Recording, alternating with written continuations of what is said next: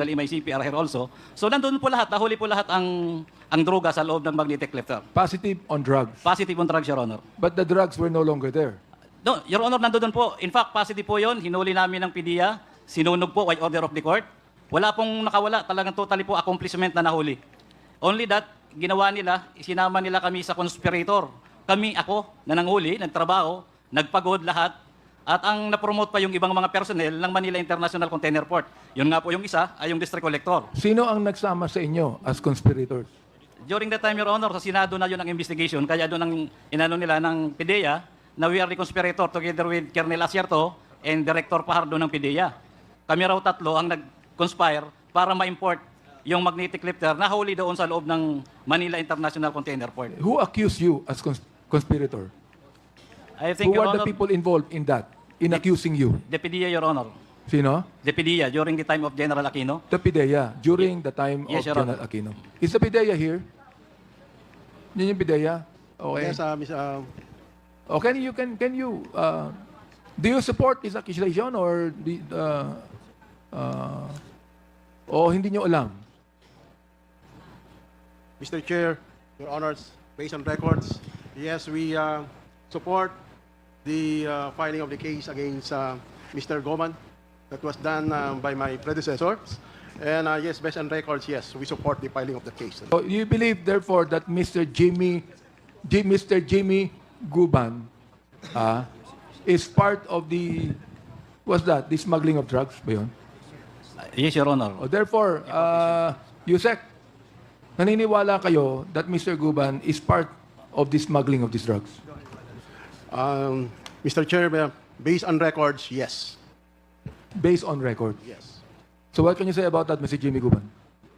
Thank you, Your Honor. Yun po ang pinapaliwanag namin ngayon sa korte. Dahil during the time of the hearing, kahit po sa Senado, may umamin po niya na dalawang, kung sino ang may-ari. At yan po ay nandoon po sa testimony mismo ng Senate hearing. Ay ang may-ari mismo ay umamin si Mr. Barakel. Sila ang may-ari, nandoon, present. After po nung hearing, nawala until now.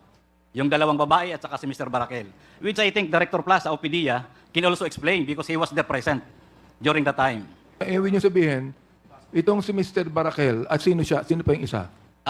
Miss Katipan and Miss Lagrimas. Missing until now. Until now po. After na mag-testify sila na umamin na sila ang may-ari ng consignee, ng importation at tinuro nila yung certain Chinese. And they are exonerating you, am I right? No, Your Honor, there was no testimony against me. Oh, In fact, wala pong admission kahit konti. Nakasama kami doon. Kaming tatlo nila, Colonel Acierto, Colonel Fajardo, kami ay sa government side, kami ay nagtrabaho, kami po ang nakahuli. Bakit kayong inakusahan? Yun nga po ang Meron ba pinakamasakit kayong sa charge, meron ba kayong court case on that? Yes, Your Honor. In fact, I was even convicted in the RTC. Na wala hong testimonya, walang ebidensya. Wala rin pong nawala sa kargamento. I think the other PDEA personnel, Your Honor, can also testify. Dahil nandyan pa po sila Bagawi, din the other personnel, nakasama namin. I think Soriano, nakasama namin sa panguhuli during the time of the apprehension, Your Honor. Okay, Yusek Neres, when did you become an undersecretary of the PIDEA? Yes, 5 months ago. 5 Mr. months Chair. ago. Yes, Mr. We Chair. are now in the present administration, which is actually transparent. Ano ha? Our president would like to do everything transparent. Oo. Ayaw niya may tinatago. Ayaw niya na may katiwalaan sa kanyang gobyerno. Ayaw niya nun eh. Di ba? So therefore, what have you done about what happened to Mr. Guban? What happened to Mr. Barakel? Have you ever found out where they are? Or are they still missing? Or you have treated him to be missing in person? And that Mr. Guban and the other persons that he mentioned today are the ones guilty of this smuggling thing? Yusek Neres, you're telling me about the record shows. Di ba? The record shows. But listen, even if there is a record that shows, there might be something that you ought to investigate further so that the truth can come out. We're not referring about the records. Listen, ito, nakikinig po ang taong bayan dito. All right? Because the records can be untruthful. Yusek Neres, tama ba ako mali? Yes, I agree, Mr. So Chair. therefore, kung meron kayong kahit na maliit na doubt that the records are quite untruthful, therefore it becomes your duty in the PIDEA to ferret out the truth. Am I right, Yusek Neres? Mr. Chair, the case filed by PIDEA was not only against Mr. Goban. It includes other personnel from the Bureau of Customs. Like? Like Attorney, say, Cari de Guzman, Benjamin Attorney de Guzman, Your Honor. Guzman. What Has is the charge explained. against him? It is for violation of Republic Act 9165. Which is? This Anti-Drugs Law. Republic Act 3019, Anti-Graft and Corrupt Practices Act. And PD 1829, that is obstruction of justice. Is that what your records show, or is that what your investigation showed? It was based on investigation. It was the basis of filing criminal charges before the DOJ. And yes, the decision of the Regional Trial Court bears that the cases filed by PIDEA was in fact against Mr. Goban because he was convicted by the RTC yan. Yes, I think it is, that was the basis of my answer, that I stand firm on the case filed by PIDEA, Mr. Chair. Who are the other persons, aside from Attorney Guzman? The BOC officials, Mr. Chair, are of course first, Mr. Jimmy Goban. Second, Attorney Say Cari de Guzman, the head X-ray inspection unit of the BOC. Benjamin Cahucom, the OIC X-ray inspection project of the BOC. Manuel Martinez, X-ray technician of the BOC. Dolores Domingo, Customs Operations 4 of the BOC. And Gorgonio Nesaserio of the BOC, Mr. Chair. Your Honor. Where are they now, Yusek Neres? Are they still employed in the Bureau of Customs, Yusek Jubimax? Mr. Chair, what I know is Attorney de Guzman is still with the Bureau. Still in the And, Bureau, despite the fact that there was a case against him. I'm not privy to it, Mr. Chair, but I will check, Mr. Chair, the others. Yes. Deputy Commissioner Jubimax, I'm just an ordinary person, no? The fact that you are involved in intelligence, you want me to accept your answer that you're not privy of it? Sir, I'm certain with Attorney Said Guzman that he is still with the Bureau. The others that is mentioned, I will check, sir, to be sure with my okay. answer to you, sir. So let me go back. Let me go back to Mr. Jimmy Guban. Now, Yusek Neres mentioned about Attorney Guzman and the other people with you. Okay. So what can you say about that? Hindi ko po yan sa Your Honor, ongoing ang case nila. Hindi po yun involved masyado doon sa magnetic lifters. Yung pinaka-korpo dapat doon ay mahanap mismo kung sino yung may-ari ng magnetic lifter. Dahil nandoon po si Director Plaza nung ipresent yung si Bakiran, si Barakil at saka si yung Katipan, nung yun po ay kinuha ng PIDEA at dinala sa Senado. At doon po sa Senate, meron po yung testimony sa Senado, may minutes, nandoon po lahat. Wala pong nagtuturo sa amin or sa akin na kami ang nag-import ng kargamintong magnetic lifter. Kami lang po ang nanghuli. Kahit po sa testimony ng mga PIDEA personnel, wala pong nagtuturo sa amin na kami ang nag-import ng PIDEA, ng magnetic lifter. Ang nakita ko lang po doon na dapat magpatunay kung nasaan, sana po motopropyo, yung hinuli ng PIDEA from Calapan, Mindoro, dinala po papunta sa Senado, sa opisina nila, dinala sa Senado, at bigla pong nawala. Nandoon po yun sa TSE ng Senate. Nandoon po siguro pati sa video. Nandoon po yun na inamin mismo nila na sila ang may-ari ng consignee ng magnetic lifter, pati po yung laman. Sinabi nila kung sino nagpadala sa kanila at bigla pong nawala yung mga tao at bumaliktad po sa amin na kami na po ang conspirator ng magnetic lifter as importer. Deputy Commissioner Jubimax, now you know that there's a court case against Attorney Guzman. What do you intend to do about that? And the rest of those that you still say that you're not privy of it? Sir, I will find out what I just heard from DDG PIDEA about it, sir, about the current, about the case. And I will find out the status of these personnel that are still Therefore, in there are DOC. still no internal investigations happening, Deputy Commissioner. With regard to the mentioned person, sir, I believe there is nothing ongoing. Meanwhile, Mr. Jimmy Guban, you are still struggling today. Until today, Your Honor. And your human rights is being violated every day. Yes, Your Honor. So, PIDEA, Yes, Mr. Chair. I would not even think you have an airtight case against Mr. Guban. What can you say about that? Honestly, Mr. Chair, I'm not sure about that.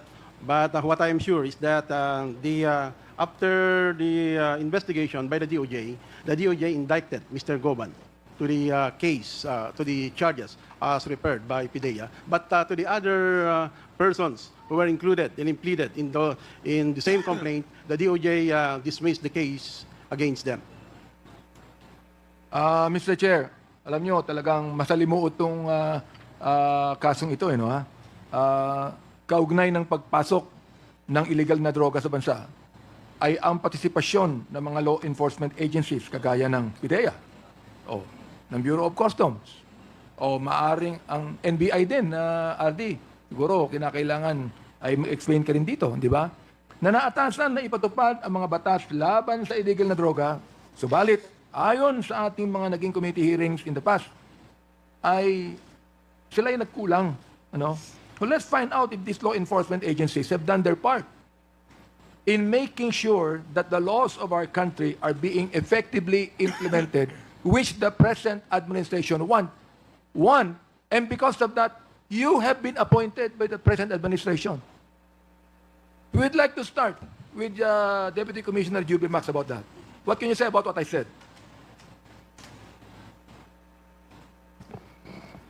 Sir, to comment on the Mr. Chair have said, sir, we are doing our best that drugs will not enter into the country on the part of the BOC. And I'm proud to say, sir, upon joining the Bureau, there's no illegal drugs that entered within customs borders. No illegal drugs that entered. Yes, sir. And that is commendable. Commendable sa inyo yan, that no illegal drugs have entered. But what we are referring to is what happened in the past. Because we cannot actually go into what we're doing now if we are not able to make a thorough conclusion of the past. Nandun pa eh. Cases have been filed. Cases have been filed and still Attorney Guzman is still active employee of the Bureau of Customs. But cases have been filed. Now, the other names mentioned, as you have said, that you are not even privy of it, if they are still there, the question is, why are they still there? You see? Now, meanwhile, Mr. Jimmy Guban's rights are being violated every day. Oh, hindi ba? I mean, kung kayo sa lugar ni Jimmy Guban, you would not like the situation. Am I right, Yusek Neris? Kaya nga lang, syempre, wala ka sa kalagayan ni Jimmy Guban, di ba? Mr. Chair, we are for the truth. But of course, for PIDEA, if we refer a case before the DOJ, we always respect the resolution of the DOJ. Much more when the court has already decided the case. But again, Mr. Chair, Your Honors, we are for the truth. Sa mga hearings na ating ginanap dito, which is actually ferreting out the truth also, di ba? Na ang ginagamit na X-ray machine ng Bureau of Customs ay depektibo. Kasi kung hindi depektibo yan, hindi malalaman natin kung may mga drugs o wala yan eh. Di ba? Meaning, ay hindi ito nakakapag-detect ng maayos ang materyales na nakasilid sa mga containers na pumapasok sa ating bansa. Tanong ko lamang po sa ating mga agency like PIDEA and NBI, ano po ba ang status ng investigasyon na inyong isinagawa ukol dito? Kung meron man ha? Oo. Alright. Hindi pa tayo nababahala dito? NBI, can you please, kung meron man po, meron man. Mr. Chair, if Attorney Galicia may be recognized, they conducted an investigation, and filed the cases, Your Honors. Yes, Mr. Chairman, the NBI also conducted an investigation of this case, and we also filed a case against Mr. Guban on this particular importation of illegal drugs. So, for us to be able to understand the role of Mr. Guban, why he was charged, we have to go back to all the facts of this particular case, Your Honor. And so, NBI, ano ang pwede nating gawin upang makasiguro tayo na maging maayos itong mga X-ray machines na ito na ginagamit ng Bureau of Customs? sa mga pumapasok na materyales sa ating bansa. Sapagkat until now, ito Bureau of Customs, para sabihin ko sa inyo, until now, sa taong bayan po natin, nagiging very unpopular ang Bureau of Customs as far as corruption is concerned. And it becomes your duty, representing the present administration, that corruption should be curbed in the Bureau of Customs. That becomes your marching orders. Deputy Commissioner Juby Max, di ba? Tama po ba ako? I agree, sir. Okay. So therefore, ano ang maaaring gawin natin? Unang-una yung PIDEA. Narinig ko na po yung NBI. Unang-una yung PIDEA. Ano pong maaaring gawin natin upang maging maayos tong X-ray machine na ito? Sapagkat kayo po ang concern sa drugs, di ba? Oh. Tingnan nyo. Yes, Mr. Alam Chair. nyo, tingnan nyo ha. Dahilan siguro, sa wala na kayong nahuhuling drugs sa Bureau of Customs, Deputy Commissioner Juby Max, itinatapon na ang mga droga sa dagat ng Zambales, ng Pangasinan at Ilocos Sur. At palagay ko, ang nagtatapon nito ay mga barko din naman ng mga foreign government na alam nyo na kung sino. Oh, na yung bang sa kanilang pag-aakala na makukuha ito ng ating mangingisda at iisipin nila, pera ito. Pero ang nangyari, ang ating mga mangingisda, imbis sa kanilang kunin para magkapera sila, ay kanilang report at in-expose sa taong bayan. Ako po, I am commending our fishermen for being patriotic in this area. Oo. Di ba? Sana po, sa ating Quadcom hearing na ito, ay makilala po natin ang mga fishermen na ito upang bigyan natin ng commendation sapagkat ako'y natutuwa sa kanila eh. Hindi ba? Sapagkat kung iba yan, ang ating mga fishermen mahihirap lang eh. Oo. Sa akin po, ang nangyari dito, talagang pinalutan yung mga drugs na yan. Hindi na po pinadaan sa Bureau of Customs. Bakit? Kasi pag pinadaan sa Bureau of Customs, mawawala na naman yan. Oh, di ba? Ngayon, atin nakita na 25 bags na ang suspect doon ay shabu, na pinalutang sa garagatan natin mula Pangasinan, Zambales at Ilocos Sur kung saan malapit ang West Philippine Sea na sinasabi ng isang politiko na walang West Philippine Sea. Oh, na malapit sa Baho de Masinloc. Hindi ba? Ibig sabihin yan ay nanggaling. Alam nga naman nanggaling yan sa mga fishermen. Nanggaling po yan sa mga barko doon, sa mga barko ng, hindi ko alam kung saan galing yan, pero palagay ko alam na natin lahat yan, kung saan galing yan, di ba? Oo. At nais nila, na yung mga fishermen natin may hirap, ang pagnanais nila, corrupt din yung mga yan. Makikita nila, pera itong shabu na ito. So ang gagawin nila, dadali nila, bebenta nila, para yumaman sila. That's the reason why, Mr. Chair, in this Quad Committee hearing, we would like to commend our poor fishermen that are quite patriotic and incorruptible by exposing these 25 bags of shabu that came in. Yun ang gusto kong sabihin sa inyo. Kaya ang tanong ko ganito, there should be a thorough investigations between the NBI, the PIDEA, and the Bureau of Customs on this matter. If we really would like that the Filipino people will trust us, na pwede tayong pagkatiwalaan, na talagang serious tayo, na banggain natin ang mga korap na mga taong ito.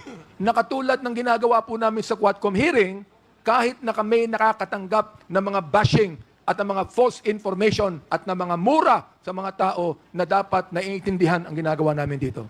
So gusto ko pong unahin muna ang ating Bureau of Customs sa kanyang sagot, Yusek Juby Max, at pagkatapos po niyan ay gusto ko ring Deputy Commissioner Juby Max, tapos niyan ay gusto ko ring tawagin si Yusek Neris, no, upang magsalita, at pagkatapos po niyan ang RD natin, Labin, ay magsalita din. Alright, sige po. Mr. Chair, mauna po kayo. Ang ganda ng pangalan niyo, Juvie, no? Juvie Max. Oo. Gusto ko Thank you, sanang Mr. Chair. tanungin kung nasaan niyo nakuha yung pangalan niyo, pero wag na lang. Sige, sagutin niyo na po yung tanong ko. Thank you, Mr. Chair.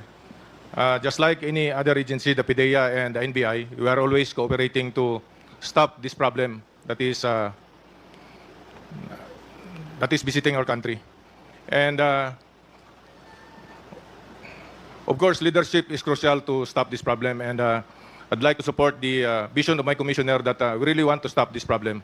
And of course, on myself, I'm not timid about it, that we'll be afraid about those threats. You if we still have address the words, problem. Mr. Chair. I would even believe that the President is even watching this Quadcom hearing right now. Do you know why?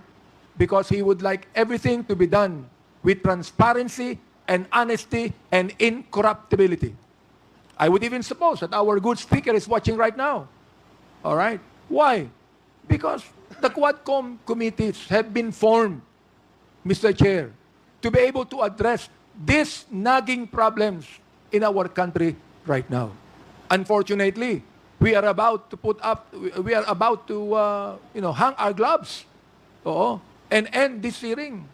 All right, asking perhaps the young guns to continue this in the next Congress, if we can do that. So please continue, Deputy Commissioner Ubimax, with your statement. To continue, sir, we are not timid about it to address this problem. And with regards to the X-ray machines, Customs is undergoing the modernization of these machines. In the next 6 months, Customs might introduce already the AI-assisted analysis of X-ray image for the Bureau to really address the problem, specifically illegal drugs. And the continuous profiling, of course, of our personnel. In fact, the Commissioner approves the creation of the counterintelligence section within the Bureau of Customs to really check the integrity and functions of our personnel. And of course, we support the President's agenda that illegal drugs must be stopped together with other government agencies. Thank you. Thank you po.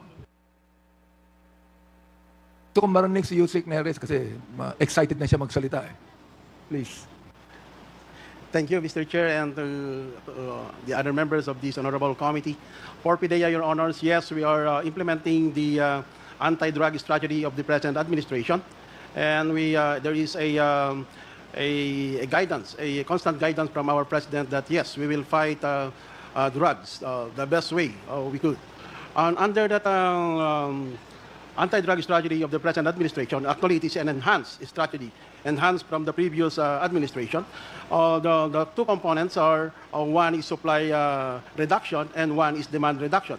And under that supply reduction, we are to deny the supply of illegal drugs from other countries or even those drugs even produced within our territory. That is the component of that supply reduction. And another major activity in that supply reduction is a close coordination with our counterparts here, other law enforcement agencies, as well as foreign counterparts. So we are doing that, Your Honors.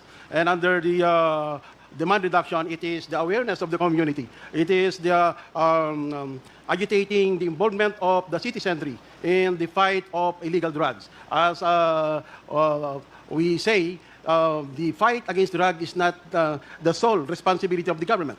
It is the responsibility of the whole Filipino community. And for PIDEA, yes, we are crafting memorandum of agreements, memorandum of understanding with our current foreign counterparts as well as our local counterparts to enhance our collaboration. And this was manifested by the recent turnover of shabu floating within our territorial seas. And another thing, Your Honors, there is this proposal for the creation of an ICAD, the Interagency Against Illegal Drugs. This will showcase the whole of the nation approach of our present government dispensation against illegal drugs. So nandun na po lahat yung mga agencies concerned when it comes to supply reduction as well as sa demand reduction.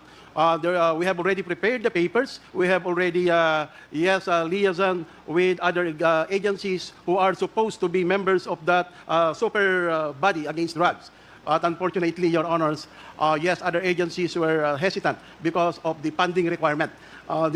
Some of their funds, of course, will be taken out to support that ICAD. If this August body will, provide the funding, and that will be the most effective instrument or tool for us to really fight to the fullest our problems in illegal drugs, Your Honors.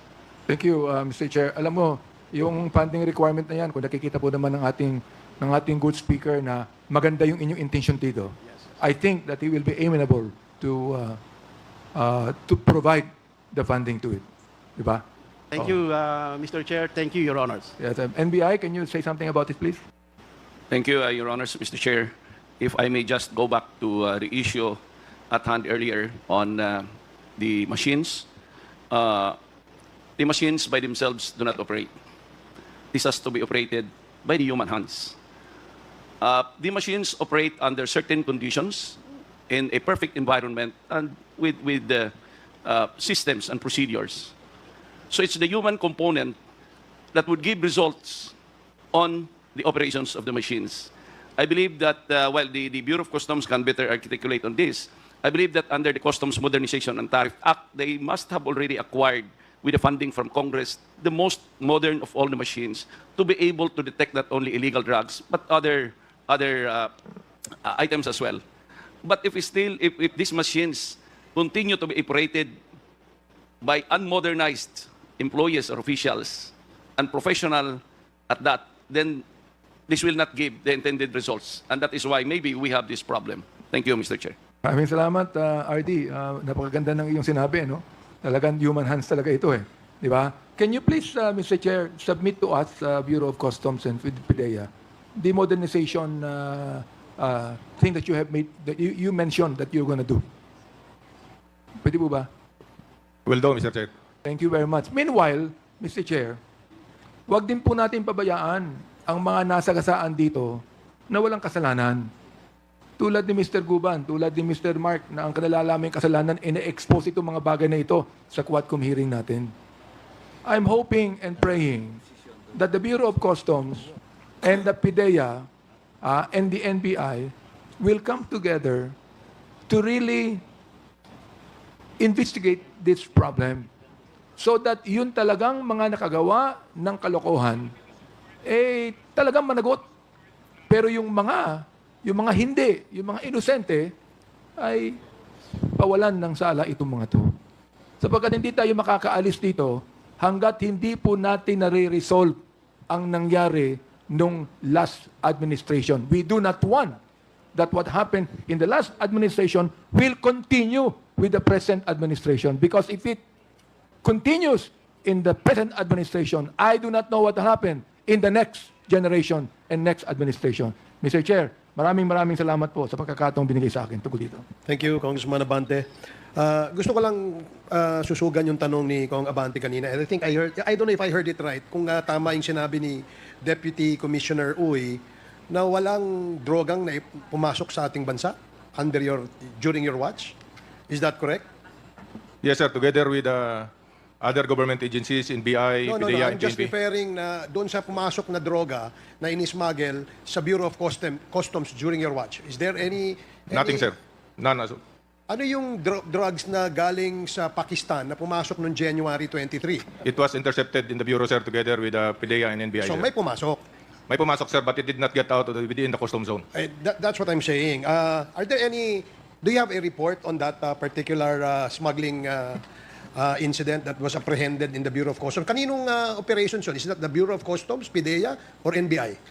It's an NBI operation, sir, coordinated with the Bureau of Customs and PIDEA, sir. So it was, may I ask NBI, where did you get the intelligence or the report that there are drugs coming from Pakistan? Your Honors, if Attorney Galicia may be allowed. Okay, Attorney Galicia? It was through our informants, Mr. Chairman. Okay, so yung informant nyo. So hindi galing sa intelligence ng Customs. It was the intelligence of the NBI. Yes, Mr. Correct? Chairman. And nung pumasok ito, that was the only time that the NBI coordinated with the Bureau of Customs. We coordinated with the Bureau of Customs prior to the arrival of the shipment, Mr. Chairman. Did you coordinate with PIDEA? Yes, Mr. Chairman. Because the law is very clear. It says that the head agency on all anti-illegal drug operations must be PIDEA. So, kaya nga nagulat ako sa sagot ni Deputy Commissioner kanina na walang drugs na pumasok.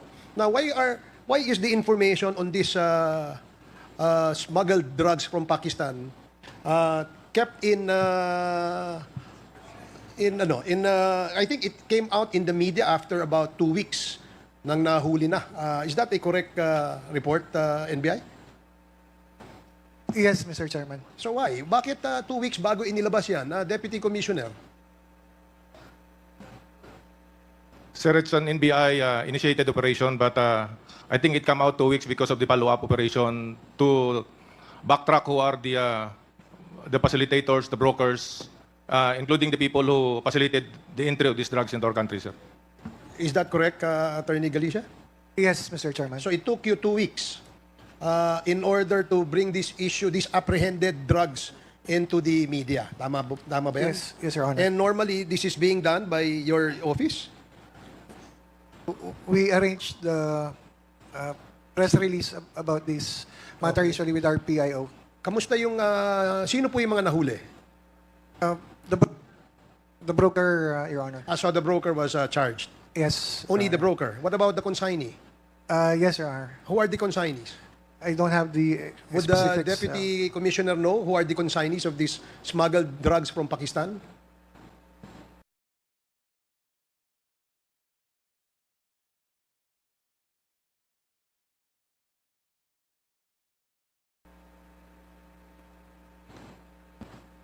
The consignee, sir, is, Mr. Chair, is Red Shenting. It is based in Parañaque. Anong pangalan? Red Shenting, sir. So hindi kumpanya yung consignee. Company, sir. It's a company. Trading, sir. Trading company. So who's the owner of the trading company? Has the owner been charged, NBI? Yes, Your Honor. They were. So the brokers, the consignee. What about personnel from Bureau of Customs? Have you discovered if these smuggled goods have people in cahoots inside the Bureau of Customs? Not yet, Mr. Wala. Chairman. But you suspect that there are people in cahoots. Just your honest assessment on the issue. Yes. Okay, thank you. What about si Deputy Commissioner? Do you agree that there could be some people from the Bureau who are in cahoots with the smugglers of drugs? There are persons of interest, sir, being investigated actually. So ito ay iniimbestigahan na ninyo. Yes, sir. The persons of interest. So kayo nag-iimbestiga. Did you ask, let's say, NBI to help you in the investigation so that charges may be filed against these people? Sir, in fact, it is still under investigation. It's a counterintelligence investigation, sir, because we are still looking for the evidence that they are really connected to the importation of these drugs. Okay, sige. So yun lang, Mr. Chairman, Mr. Your Chair. Honors, kasi, yes, Congressman Akop. Following your line of questioning, tama po ba yung pagkarinig ko, Deputy Commissioner, na yung operation ay operation ng NBI? Yes, sir. Yes, Mr. Chair. When you say that, ano po ang ibig niyong sabihin? It is the NBI is the owner of the case operation, Mr. Chair. Pumasok yung droga through customs. Tama? Sir, because it's containerized. Sagutin mo muna yung tanong ko. Di ba? Yes, sir. Oh, so how can it be an NBI operation? Sir, before the containers enter into the country, there is already a prior information from the NBI, sir.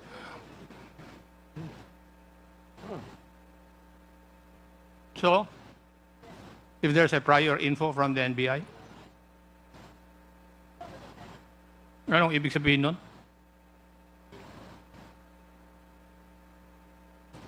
Is it not part of your job to see to it na walang makapasok na droga dito sa ating bansa?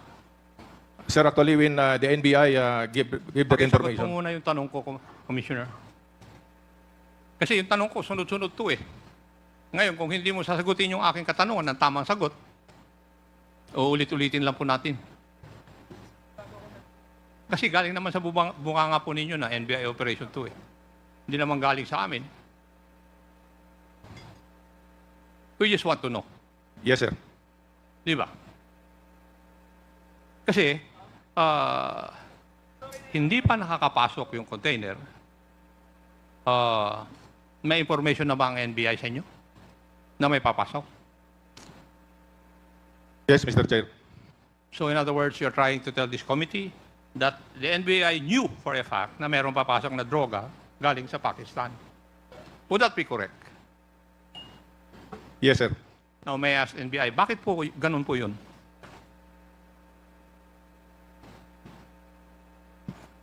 I'm sorry, Your Honor. Bakit nangyari po yung ganun? Papasok pa lang yung kargamento according to the Bureau of Customs. Meron na kayong impormasyon na papasok ang droga galing sa Pakistan. That's what How is that? that's what our informants have relayed to us, Mr. Chairman. Yun po yung sinabi ng informant. So, when Customs was notified that there would be illegal drugs to enter this country, ano po yung ginawa ninyo, Customs? Mr. Chair, since we know the origin of the cargo, we profiled all the shipments that come from the country of origin. That's our first step we have done, sir. Pero alam nyo na kung aling cargo ang may laman eh. The first information, sir, is not specific. It's just the country of origin. So we have to profile all the cargoes from that country of origin, sir. So doon yung nalaman kung anong, shall we say, shipment ang merong laman. Sir, part of the risk management process, we suspected which container has the high probability that contains the illegal drugs. Paano nyo po nalaman? First, sir, is the profiling of the cargoes that came from the country of the origin. Second, sir, it passed through the risk management system of the Bureau of Customs to see the probability of the content of this cargo, sir. And then later on, we are able to deduce it to the probable container, and the NBI also provided additional information. Yung protocol na ito, ginagawa nyo lang ba when there is an information, or it is a protocol that you follow for all cargoes entering this country? It's a protocol we follow, sir. For all cargoes entering For all this cargoes, sir. country? Yes, sir. Ano? So, walang diferensya. May information man o wala. Yes, sir, because it's part of the profiling system of the Bureau of Customs, sir, and the risk management system. A while ago, pinagyabang po ninyo na during your watch, wala pong nakapasok na droga dito sa ating bansa. Tama po ba? What I mean, wala nakapasok, sir, is it did not get out of the custom zone. Ganon. Yes, That sir. is your interpretation. Yes, sir. General Bakay, you're aware of the operation of PIDEG doon sa Cavite, right? Under the command of General Mata. It was taken up during the Quadum hearings. Dalawang raid yun sa Cavite. Tama? Yes, Your Honor. Yes. Kasi kahit na po ako ay advanced in age, retentive pa rin yung memory ko eh.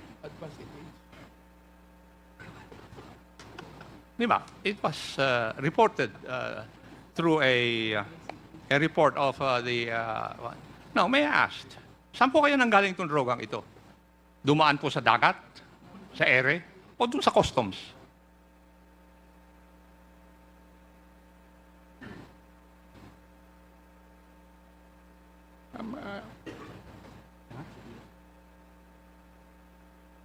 Your Honor, the report You're the head of the IDM, right? Yes, Your Honor. Investigador ka. Saan po kayo nanggaling? Yung mga droga na nakumpiska ng PIDEG doon sa dalawang operations sa province of Cavite. I'm not privy of the facts of this case, Your Honor. My apologies. When that issue was taken up, one of my questions was for PDEA, kung meron pang local shabu laboratory dito sa ating bansa. Walang naka-report. Would that be true, PDEA? Walang nakaka-report. Tama? Mr. Chair, Your Honors, yes, a few months ago, we were able to discover 2 laboratories, and we were able to dismantle these 2 laboratories, one in Parañaque and one in Rizal. Just recently, No. Your Honors. During the time when the Quadcom was asking that question tungkol doon sa Cavite raid, I remember it right, it was General Lasso who gave that information about the 2 raids conducted by PIDEG in the province of Cavite. Hours lang ang pagitan. PIDEG was then headed by General Mata. Tama? General Bakay? PIDEG was once headed by General Mata. Correct, Your Honor. Yes, tama.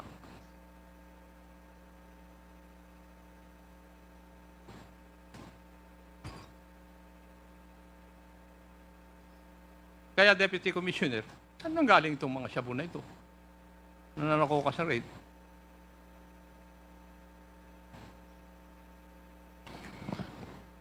Sir, with the saying always with our porous borders and the number of private ports in this country, I believe, sir, it's not. I believe it not say that it passed through customs container cargos. Okay. Ang sinasabi ko lang, Deputy Commissioner, is that huwag po kayong magsalita ng tapos. Ano po? Yes, sir. But Yung example ni Chairman Barbers, kung hindi pa ako humingi ng clarification dun sa statement mo, hindi nakapasok through the customs. Kasi misleading ko minsan yung mga statements eh. Pero sa totoo lang, marami pang droga na nandyan. And I think PDEA knows that. Thank you, Mr. Chair. Thank you, Congressman Akop. Earlier, I think it was NBI or the Deputy Commissioner who said that it took you about 2 weeks bago nyo nilabas kasi nagba-backtracking kayo. Is that correct? Is that the statement of Deputy Commissioner Juby Max? yes, sir. So anong Yes, Mr. resulta Chair. ng backtracking nyo, DepCom? It's a coordinated operation between agencies, NBI and Yes, PDEA, Mr. hindi, Chair. kasi diba dumating yung drugs kanyo, no? At because of the intelligence report shared by NBI to the Bureau of Customs and PIDEA, hindi nakalabas ng customs yung drugs na galing sa Pakistan. And then I asked, sabi ko, bakit ang tagal yata bago nailabas sa media o lumabas yung storya na merong nahuling droga na galing sa Pakistan. And approximately, it took you 2 weeks before you came out with a press con, no? Or a press statement announcing that there are drugs that came from Pakistan and there was an attempt to smuggle this into the country. Pero nahuli nyo. Ngayon, when I asked, sinabi nyo, kaya 2 weeks, umabot ng 2 linggo bago nyo inalabas kasi nag-backtracking kayo. Now, let me ask, anong resulta ng backtracking nyo? Between the day of the apprehension and 2 weeks later, anong nakuha nyo doon sa backtracking nyo? No, DepCom, it was you who made the statement, di ba? Sir, in coordination with the NBI and PIDEA, we were able to backtrack first the broker and then the processor of this cargo, sir. Pero the broker was apprehended on the day that the cargoes arrived and when they attempted to bring it out of the bureau, correct? So, ang tanong ko, hinuli nyo kunyari ng Lunes, no? But it took you 2 weeks bago nyo nilabas. Ang sagot nyo sa akin kanina, kasi nagbabacktrack pa kayo. Ngayon, anong resulta ng backtrack? Kasi hindi naman pwedeng gawin nating excuse kagad, kaya naman matagal po yan nilabas, kasi nag-backtrack pa kami. Alam niyo po, marami nagtatanong, no? Maaring ang halaga ng drogang yan, let's say 1 billion, pero dahil naitago ng 2 linggo, and apparently, for the reason that you are backtracking, naging 500 million na lang. Ang tanong, nasan yung kalahati? O totoo ba yung amount na i-declare o yung amount of drugs that was apprehended? Kaya nga, yun ang gusto nating malaman. Ano hong nangyari? Ano hong resulta? Ano hong impormasyon ang nakuha nyo when you did your backtracking for the last 2 weeks during the time that you apprehended this cargo? Mr. Chair, can I let the NBI answer being the case operation owner? Okay, sige. NBI? Yes, Mr. Chairman, in addition to the follow-up operation, we were waiting for another shipment that could probably arrive, and we do not want the shipper to already know that another shipment will be coming. And what happened? So hindi na dumating. Yes. Isang shipment. Yes. Pero yes. 2 linggo yung pagitan Simula nung nahuli, na binacktrack ninyo. So, based on your intelligence report, may parating pa na kasunod nung nahuli. Yes, Mr. Chairman. In a span of how many days? From the day of the first cargo that was smuggled in. Ilang araw ang base sa inyong report? Yes, Your Honor. That's why we're relying on the informant. So, based on the informant, there is another shipment that's coming.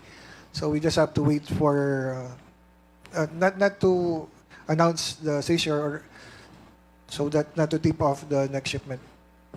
So, hinintay nyo na may dumating pa na kasunod na shipment in a period of 2 weeks from the day na nahuli nyo yung unang kargamento. Yes, Mr. At Chairman. yung 2 weeks na yun, walang dumating.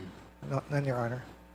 So, in other words, walang naging positive na resulta yung backtracking nyo. Not really, Your Honor. The backtracking for this particular shipment, we were able to communicate with the officials of Pakistan.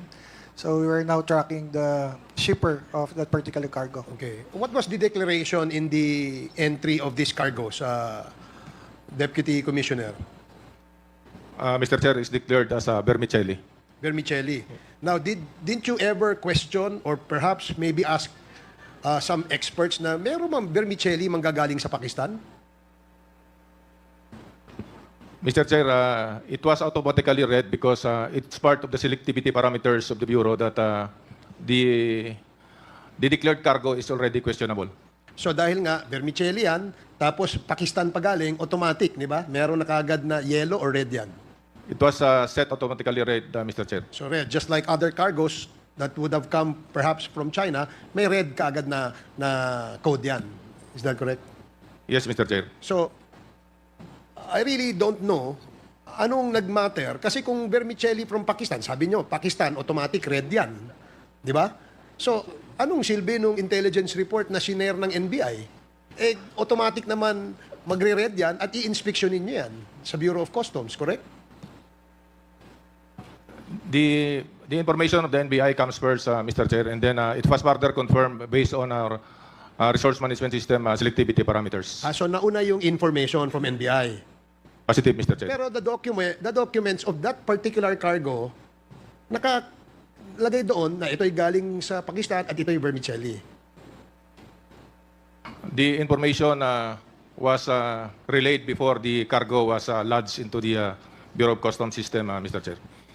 Sige, kasi mas kailangan siguro mas malalim pa na tanungan tungkol dyan sa shipment na yan. And I'm just surprised kasi kanina when you made the announcement na walang pumasok na droga. Pumasok yan, pero hindi nakalabas. Di ba? Yun lang yun eh. Yes, Mr. Chair, that's what I mean, Mr. Chair. Yun. Okay, sige. Maraming salamat po. So, the last to interpolate on the issue of the subject matter of drugs is Congressman Dan Fernandez. Thank you so much. Ano lang po ito, kapraso lang. Pero dalawang issue to. Isa, magbabacktrack lang ako sa kaninang issue. Well, Mr. Chairman, we are talking about yung sa mga illegal drugs, no? And marami tayo sa mga resource persons natin that na-hold natin dito sa Kongreso because sometimes nakita po natin na meron silang wini-withhold ng mga important information. At marami tayong mga pinapatawag na hindi po nakakapunta dito dahil nagtatago na. At isa po doon si SPO4 Arturo Narsolis. Very crucial tong participation ng taong ito dahil siya yung nag-utos kila Fernando Magdadaro at kila Leopoldo Tan Jr., si Tata, na patayin yung tatlong Chinese nationals na mga suspected na mga drug lords. Si Chun Kitong, si Lilan Yang, si Wong Menpin. Now, ang tanong ko sa PNP, no, ano po nangyari sa operation natin on this personality, si SPO4 Arthur Narsolis? Kasi I remember that the committee, the Quadcom, nag-order po kami na hanapin itong taong ito. So, hanggang ngayon po, after so many months, still, itong taong to ay outside the periphery of this Quadcom. Parang napaka-unfair naman, no? Those who have been attending at na-hold natin dito ay kasama pa rin natin sila ngayon, samantalang itong taong ito ay hanggang ngayon ay nasa laya pa rin, samantalang siya yung itinuturo na nag-utos na patayin yung tatlong Chinese nationals. Who's gonna answer? General Bakay, sige, go ahead. In compliance with directives, sir, of the Quadcom to look for Narsolis, the PNP created a tracker team purposely to look for him. And unfortunately, Mr. Chair, as of this time, as we speak, they haven't were able to look for him. Mr. Wala Chair. pa rin tayong lead on the possibility kung saan talaga siyang area. Wala pa rin. Correct, Mr. Chair. None, Mr. Chair. Yun ang nakakalungkot, Mr. Chairman. Sa BI kaya, sa Bureau of Immigration, meron bang ganitong pangalan na nag-exit? Mr. Chair, wala po. Yung latest record namin sa kanya, yung pagpasok pa niya a couple of years back. So, nandito siya, in other words. So, I think, Mr. Chairman, no, we need to have a report on this matter. Hindi ko alam kung ano magiging aksyon ng at anong kaso ang dapat na ipatong dito sa taong ito. But most likely, sa report natin tomorrow, he will be included as well. Mr. Chairman. Sige, go ahead. Ano? In relation to the query raised by Chairman Dan to the PNP, we are in receipt of a copy coming from, signed by Police Lieutenant Irene B. Sanchez, and the invitation for Narsoles was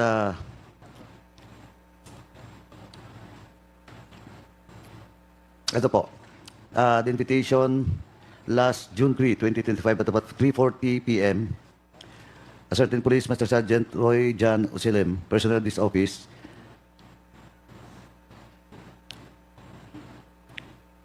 caused the service of such invitation to SPO4 Arthur F. Narsoles at his residence.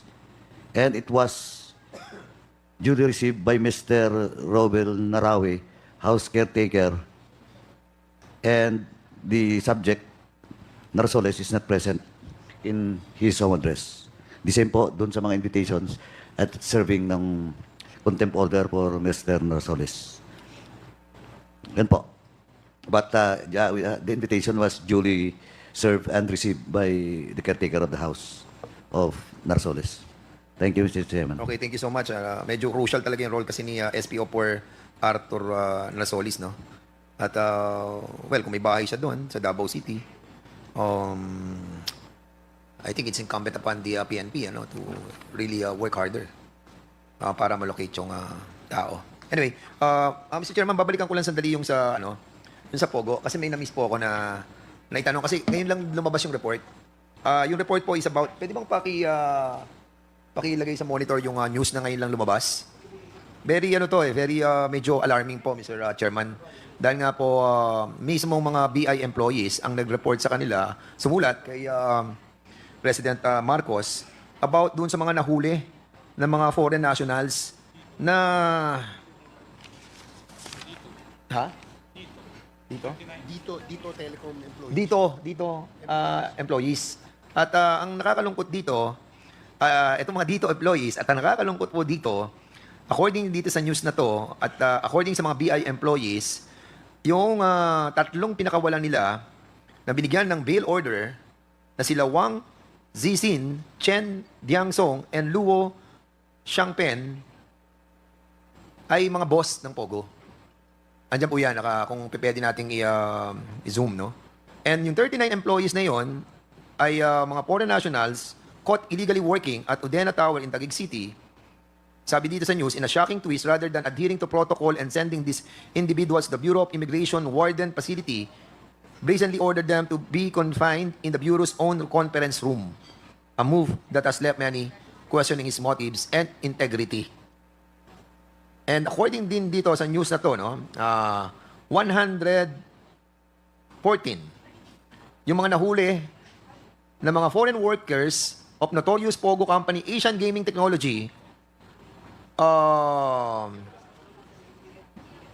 don't know kung na-release. So, BI, meron po ba yung information about this? Kasi just recently, they wrote the president on June 2 ata. And then, ngayon ko lang nakita tong news na to.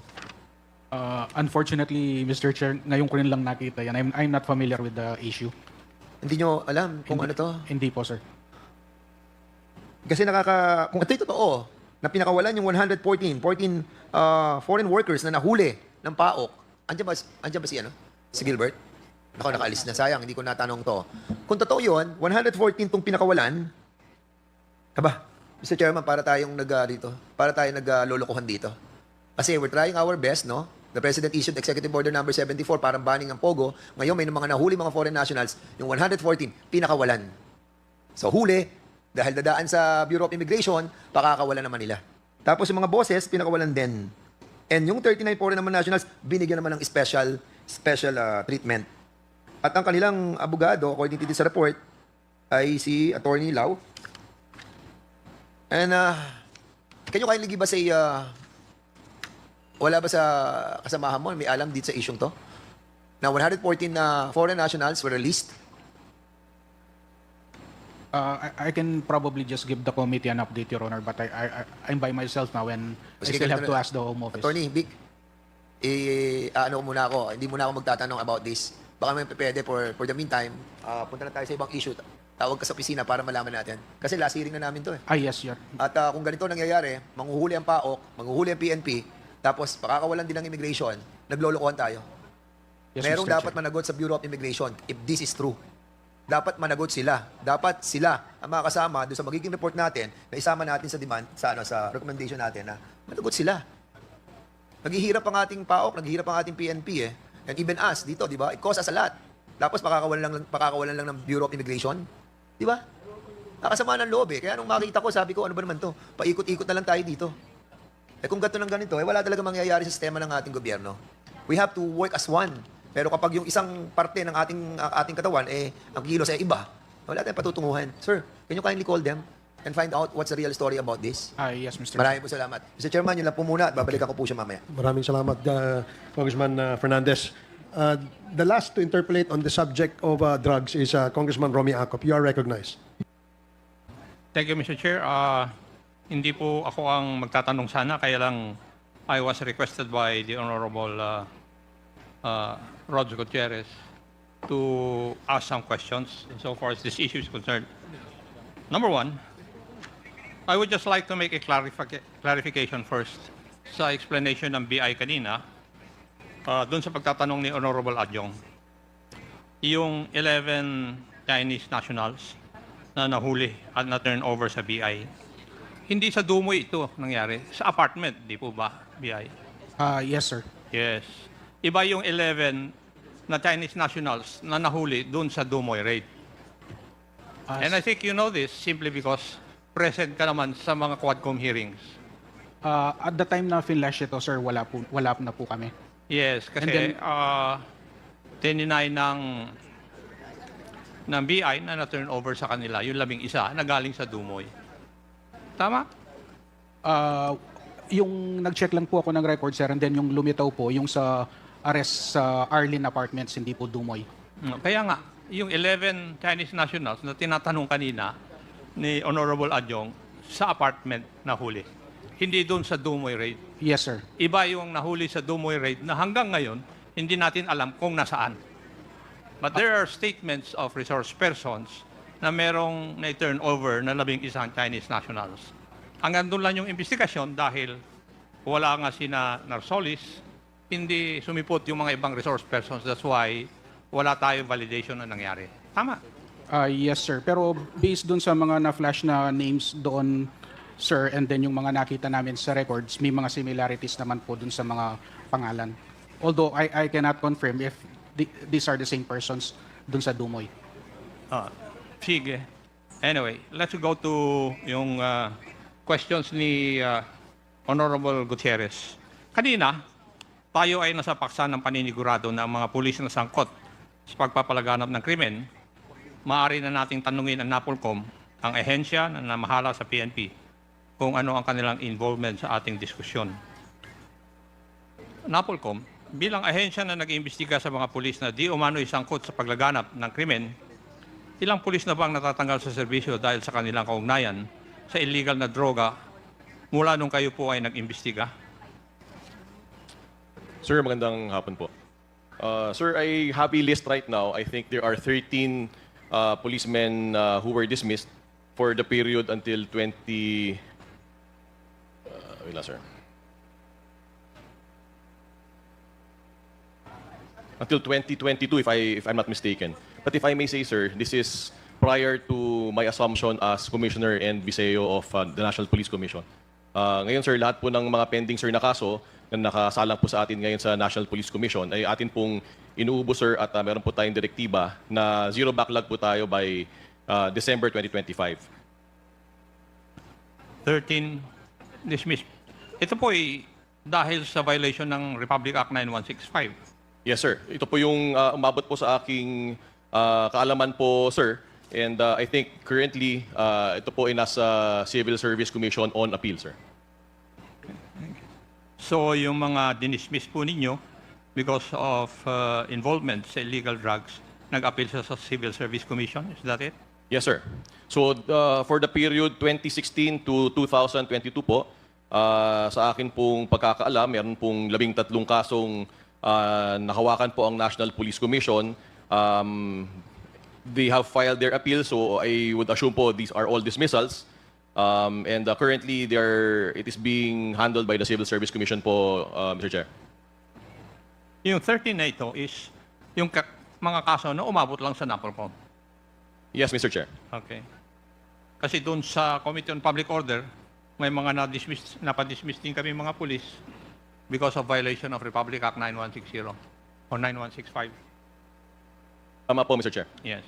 Now, on another issue, tanong, may nirelease na Special Order 16-051 na NAPOLCOM, Region 6, na nagtanggal ng ilang mga pulis dahil sa kanilang involvement sa illegal na droga.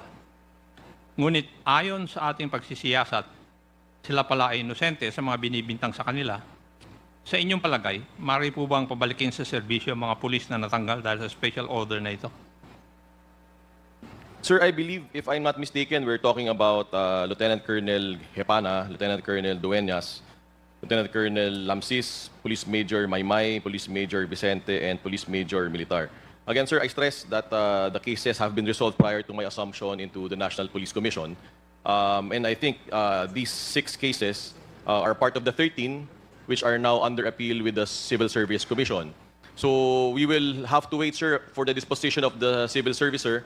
And parallel to that, after I come back to the office, sir, I will convene with the other commissioners and we will discuss the possibility of discussing these cases if and when, and after the Civil Service Commission would have disposed of these cases, Mr. Chair. Thank you. Do we still have a representative from AMLAC? Mr. Chair. Yes, sir. Yes, magandang hapon po. Magandang hapon po. Parte ng aming investigasyon sa illegal drug trade sa ating bansa ay ang mga kinikita ng mga tao na sangkot dito.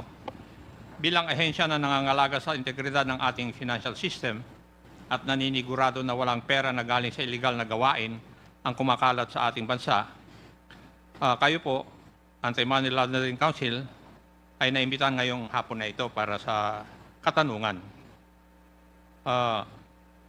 Bilang ahensya na nangangasiwa sa pagpapatupad ng Republic Act No. 9160 o Anti-Money Laundering Act, meron na po bang petisyon na na-file sa inyong ahensya para sa issuance ng freeze order ng mga ari-arian ng mga korporasyon na dawit sa illegal drug trade, pati na rin sa mga ari-arian ng mga incorporators at directors nito, particularly those held by Empire 999, Realty Corporation, TITA Industrial Park Incorporated, Omni Electrical and Lighting Philippines Corporation, and other entities linked to Michael Yang and Alan Lim? Salamat po sa inyong katanungan. Ang masasabi ko po sa stage ng aming investigasyon po ay mayroon lang po tayong batas na AMLA na ang na isinasaad po ang confidentiality ng mga ongoing investigations po ng AMLA. Hindi ho namin pwede isiwalat yan sa publiko at sa malawakang audience, malawakang audience sa publiko, sapagkat ito po ay saklaw ng Section 8A ng AMLAC na ang process information po ayon sa batas ay hindi po pwede isiwalat. Ang maaari ko lang po masabi sa inyo ay ang mga kasong sa ngayon ay nakahain po sa mga iba't ibang korte. Katulad po ng yung mga ibang kaso po na naririnig natin na naging subject po ng mga investigasyon dito ng Quadcom. At kung ito po naman ay nais nyo hilingin ang kopya ng summary ng mga stages ng mga sinasabing kaso, mabibigay po namin dito sa Quadcom yan. At kung gusto nyo rin po malaman kung gaano kalaki na ang halagahan ng mga ari-arian, ng mga assets, ng mga bank account, ng mga naturang kaso, civil forfeiture, maaari po naming bigyan kayo ng kopya ng aming inventaryo ng aming summary po. Is this your first time to attend the Quadcom hearing? I myself, sir, this is Mr. Chair, this is my first time to attend it, yes. No wonder your answer is like that. Intindihin mo yung aking katanungan. Hindi ko naman hinihingi yung detalye ng mga bank accounts, which is prohibited by law. Tama, that is what we are referring to. Ang katanungan ko lang po sa inyo ay, meron na po bang petition na na-file sa inyong ahensya para sa issuance ng freeze order sa mga ari-arian ng mga korporasyon na dawit sa illegal drug trade? Yun lang po ang katanungan ko, yes or no? Mr. Chair, the answer is yes. So meron ng freeze order. We just want to get that assurance na kayo po ay kumikilos dahil dun sa mga problema natin. We assure you po na kumikilos kami po, Mr. Chair. Yeah, so the answer is yes, na meron na kayong in-issue na freeze order. Clarification lang po, the AMLC does not issue freeze orders in drug-related cases or in human trafficking. We have to go to the Court of Appeals to secure a freeze order through a petition that the AMLC files through the Office of the Solicitor General. So wala. Simple lang yung katanong ko. Kanina, sagot mo. Kanina po ang Meron. tanong ninyo po, ang Tapos tanong po ngayon, ninyo wala. kanina kung nakafile kami ng kaso, at sagot po, sinagot ko naman po, yes, the answer is yes. I did not Pero kung ask you. ang kung tinatanong Di niyo pa po, ako tapos. Order, please. May I remind the resource person to please wait for the member to finish his question before you answer. yes, Mr. Chair. Thank you. Please continue. Thank you, Mr. Chair. Hindi ko naman tinatanong kung nakafile na kayo ng kaso eh. Very clear. If we look at the minutes of my questioning, hindi ko po tinatanong kung nag-file na kayo ng kaso. Intindihin mo maigi. Ang tanong ko, kung nag-issue kayo ng freeze order, sinabi mo, sagot mo, oo. Pangalawa, ang sagot mo, you do not issue freeze orders. Which is which? Mr. Chair, as I understand it, your first question was whether the AMLC filed a case involving a corporation, its officers and directors, and I believe that I answered your question, and the answer being yes. But the second question, as regards whether the AMLC filed or issued a freeze order, the answer is no, because in these cases, in these foregoing cases, the AMLC has to go to the Court of Appeals, file a petition for issuance of freeze order, and the Court of Appeals itself will issue the freeze order. That's how I understand your questioning, sir. Ang question ko po, binabasa ko. Kasi hindi ko po katanungan to, kagaya ng sinabi ko kanina eh. Kaya binabasa ko yung tanong nung nagpapatanong sa akin. It's here. Walang, if you read, itong line of questioning ko, hindi ko po tinatanong kung may mga kaso kayang final na. No. I have never asked that question. The minutes of my questioning will bear me out. Do not put words into my mouth. Maliwanag siguro yon. Kasi binabasa ko yung aking katanungan dahil hindi ko nga katanungan to eh. Sinabi ko kanina, binabasa ko. Kaya intindihin mong maigi.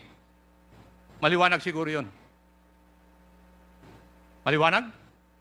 Yes, Mr. Chair. Thank you. Kabilang po sa mga recommendations na binigay ng committee sa inyong ahensya ang pag-imbestiga sa mga bank accounts ni former President Rodrigo Duterte at ang mga opisyalis na sangkot sa pagpapatupad ng war on drugs ng Duterte administration upang matrace ang source of at saka destination ng mga pera dahil sa siniwalat na reward system sa mga nakalipas na committee hearings. Ito po ba ay nagawa ng AMLC?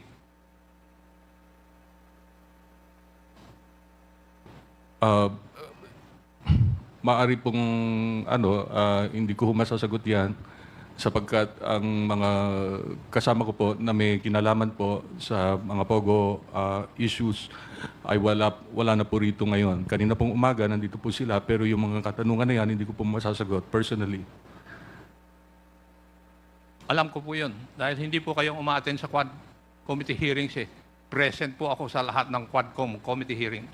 Hindi po kayo ang representative ng AMLAC. Kaya nga siguro, ganun nga ang pagsasagot po ninyo. Now, since they are no longer here, kailan po nyo masasagot itong katanungan na ito? Masasagot po namin yan as soon as we get the questions again and we'll prepare the appropriate response po, Mr. Chair. Ulitin ko yung aking katanungan para malaman mo. Po, Mr. Chair. Yes.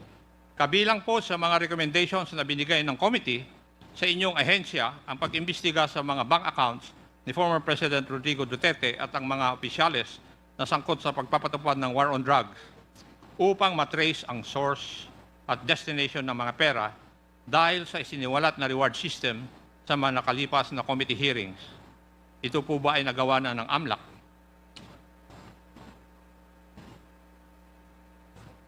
May I know when you can provide this committee answer to these questions? We will provide it as soon as, Mr. Chair, within the next day, tomorrow, we will provide the answer. Thank you. Isa rin sa recommendation o mga naging recommendation na binigay ng committee ay ang pag-imbestiga sa posibleng joint account ni former President Rodrigo Duterte at Vice President Sara Duterte at ang pagsisisaya sa tungkol sa inflow of the huge amounts of money to their account. Have you started your investigation insofar as this issue is concerned? Mr. Chair, I regret I won't be able to answer that question because I am not personally involved in that matter. But if the committee should want a response on that, we shall provide it the soonest. May I know when you can submit an answer to this question? Mr. Chair, we would be able to submit the answer tomorrow. Thank you. Kagaya ng nabanggit kanina, merong modus kung saan nagkakaroon ng ari-arian ang mga dayuhan na siyang ginagamit upang malinis ang perang kinita sa illegal na droga. On the part of AMLAC, meron na bang ginawang hakbang ang AMLAC upang makipag-ugnayan sa SEC, LRA, upang matukoy ang mga ari-arian na ito? Mr. Chair, the answer is yes. Okay. Thank you. Yung inyo bang ahensya ay nagpro-prosecute ng mga civil forfeiture cases? Mr. Chair, the answer is yes. And meron na bang inihain na petition ang AMLAC for civil forfeiture ng mga may kinalaman sa mga ari-arian na may kinalaman sa illegal drug trade? The answer is yes, Mr. Chair. Yes, kindly provide this committee a report of such. Yes, Mr. Chair, we shall provide that. And when would that be? We shall provide it tomorrow, Mr. Chair. Thank you. May I go to the Bureau of Corrections, which is part of my assignment? Hindi magiging posible ang aming pagsisiyasat ukol sa illegal na droga kung walang mga tao na lumapit sa aming committee upang tulungan kami na mabunyag ang katotohanan sa mga nangyayari sa ating bansa. Kasama sa mga recommendations na inihain ng committee, sa progress report ang paninigurado na ligtas ang aming mga resource persons mula sa kapahamakan ng kanilang pwedeng maranasan dahil sa katotohanan kanilang binunyag. Patungkol sa ating mga naging resource persons na kasalukuyang in detention, maaari po bang sila ay malipat sa mas ligtas na environment dahil sa mga panganib na kanilang maaring kaharapin dahil sa kanilang mga naging testimonya dito sa mga committee hearings? Yes, Mr. Chair, we will comply. And may this representation know how would we or how would the Bureau of Correction ensure their safety after the termination of the hearings of this committee? Mr. Chair, they are different categories now that we have. Some of them are already just about to be given their liberty in as much as they have served their sentence. In that case, we will offer them a witness protection program or a halfway house where we can still get hold of them so that they'll be protected after the release. And then for those who are still with us, we will put them in a separate area without let's say what we say, a BIP treatment. They will still be secured and make sure that only PDLs that they trust can get near to them, Mr. Chair. Thank you. General Greg, could you give this committee a guarantee na pananatilihin po ninyo ang kanilang kaligtasan sa matagal na panahon? I assure them that they will be protected until my term, Mr. Chair. Thank you. Mr. Chair, that would be all. Marami pong salamat. Thank you, Congressman Acop. Mr. So, Chairman. narinig po natin ang guarantee ng ating Bucor Chief na sisiguraduhin ang kaligtasan ng ating mga naging witness dito sa ating pagdinig sa Quadcom. And perhaps that is one indication that indeed the contribution of these personalities into the investigation that this Quad Committee conducted grants them the opportunity to be given a safe and secure place while they are in incarceration. So, maraming salamat sa garantiyang yan, General Katapang. So, for a rejoinder, Congressman Paduano is recognized. Thank you, Mr. Chairman. But before I proceed with my short rejoinder, baka may gusto pa pong sabihin si General Katapang. You have something to say pa? You were, Mr. Chair, you were saying something That will be the third portion of this hearing. Okay, sige, thank you po. So, I'll just wait for that portion. We'll discuss it in the latter part na lang po. Yes, Okay. Mr. Chair. Now, Mr. Chairman, just a short rejoinder with regards to the issue that was raised by Vice Chairman Akop.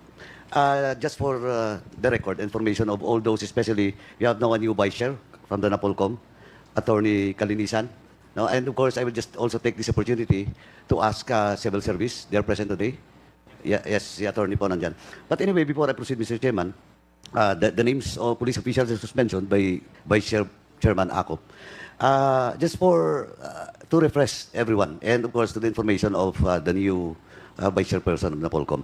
This investigation with regards to police officials that was dismissed in service due to the drug operation during the drug war of the previous administration started, I think that was November 27, and it's almost 7 months now, or more than 6 months now. No? Now, the last statement that was given to us by the former Vice Chairperson is that the NAPOLCOM is just waiting for the decision of the CSC with regards to the appeal that was lodged by these police officials.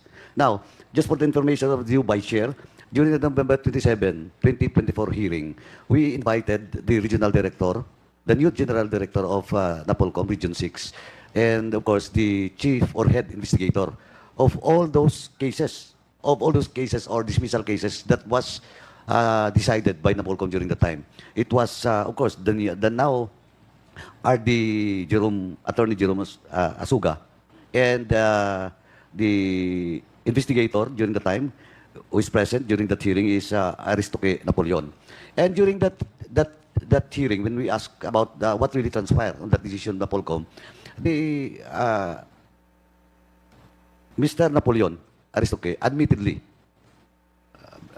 during the investigation being pressured by leaders from above, especially from Malacanang. They were instructed and almost always being checked by their decision with regards to the dismissal cases that was filed to those all those 6. Well, in fact, hindi lang 6 eh. Kaya lang si General Diaz, the RD at the time, may pending petition sa Court of Appeals, and it does not cover the CSC. But just for the record and for the information of Vice Chair Kalinisan, ito po yung nangyayari. Admit in an open hearing that the time may pressure po galing sa taas, no, for them to decide to the cases that was filed against those PNP officials. Now, well, in fact, it is correct that what the names that you have mentioned are all those police officials that were present last November 27. But I take it as an official statement from the previous Vice Chair na they're just waiting for the Civil Service Commission. But I hope now, in today's hearing, this will be the last hearing, I will just ask for not the specific decision of the CSC. Kasi it took us more than 6 months na eh. Now, CSC attorney, ano na ba yung pinaka-latest doon sa mga cases? Well, in fact, just for the information of this honorable committee, ang alam ko po, yung iba doon sa kanila, well, in fact, was invited by the ICC to give their testimony also. So, yun po, nakabitin sila ngayon, and they're just still waiting for the decision of the CSC. Well, in fact, one of them, when he personally visited me, that was few months back, sabi niya nga, matagal na to, sir, sana po, nag-decide na lang sila, then makaano rin kami, makagawa rin kami ng possible legal actions, no? Pero of course, nonetheless, kahit matagal na, with this present administration and this Quadcom, no? This Quadcom, in fact, we have now a new chairman of this Civil Service Commission, former secretary dito sa House. But sabi ko nga sa kanya, anyway, it took more than 5 years, no? Mga 4 or 5 years na. But still, of course, they're just waiting for the decision of the Civil Service. Now today, this will be the last hearing of this committee. Can we ask, before I go to NAPOLCOM, can we ask the attorney from the CSC, the latest with regards to the cases or appeal of all those PNP officials? Good afternoon, Mr. Chair. With regard to the cases, particularly of police officers from Region 6, which was discussed in previous committee hearings, some are already ripe for resolution. It's under review by various offices of the Civil Service Commission, Mr. Chair. Rest assured that the merits of each case are deliberated independently. With regard to other cases, Mr. Chair, there are some where orders to comply with the requirements for the perspection of an appeal was sent to the appellants. On the other hand, there are also other cases where there's an order issued to the NAPOLCOM to transmit the records of the case and comment on the appeal. Now, today, there is now the presence of the NAPOLCOM. Kasi po, when one of those official under appeal, yung case niya sa CSE, asked about it, parang wala kasing communication sa kanya for the NAPOLCOM for them to follow up to the NAPOLCOM all those documents being required by the CSE. Siguro po, nandito na rin po yung taga-NAPOLCOM, si Vice Chair, Kalinisan, baka pwede na po mag-exchange na kayo ng mga notes kasi as far as I understand, Vice Chair, there are communications coming from the CSE that was sent to you requiring NAPOLCOM to submit all those documents with regard to the case that was dismissal case that was filed against those PNP officials po. Mr. Chair, kakaupo ko lang po. Karaka-raka po kung meron man pong pending sa amin. Tutugunan po natin to, Mr. Chair. At we will directly coordinate with our colleagues and friends from the Civil Service Commission, sir. Makakaasa po kayo, sir, na yung mga po dapat, yung po mga inosente dapat tulungan at yun naman pong mga may sala dapat pong tuluyan, sir. Thank you, Attorney. Now, balikan ko lang yung CSE. Attorney, so we are now almost 7 months. Mga kailan kaya tumatapos? Kasi patapos na yung quantum, but of course, sabi ko na nga, this is not the end of all the investigation. And we're recommending for the 20th Congress to reopen all those pending investigation that we have conducted in the Quadcom that still mga unfinished business po ng Quadcom 19th Congress. Timetable lang po.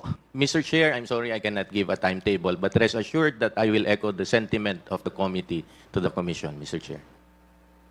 Okay, anyway, we'll just follow up, no? CSE, regards to that. And of course, to the new Vice Chair, thank you po for the assurance, Attorney Kalinisan. Now, Maraming salamat po, Mr. Chair. Mr. Chairman, lastly, Mr. Chairman, since we discussed about the drugs cases,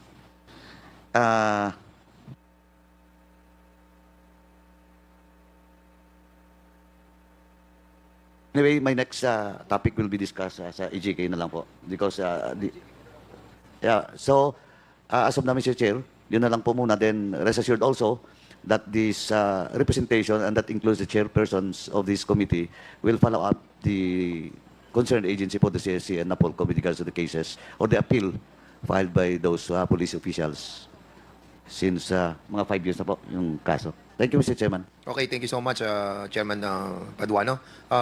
Going back to sa Pogo, I was talking with Attorney Vincent Uncad a while ago. So can you kindly give me some update? Kasi you have texted me about the reply of Commissioner Biado ba yun? Si Biado? So can you kindly relay to me the information that you have gotten with the yes, Bureau? Mr. Chair. Please. Yes, Mr. Chair. As regards the 39 employees of DITO, there was already a dismissal order because it turns out that the Chinese nationals were properly documented, Your Honor, and then they were released to the Chinese embassy after the case was dismissed, Your Honor. And So- then as regards the white paper,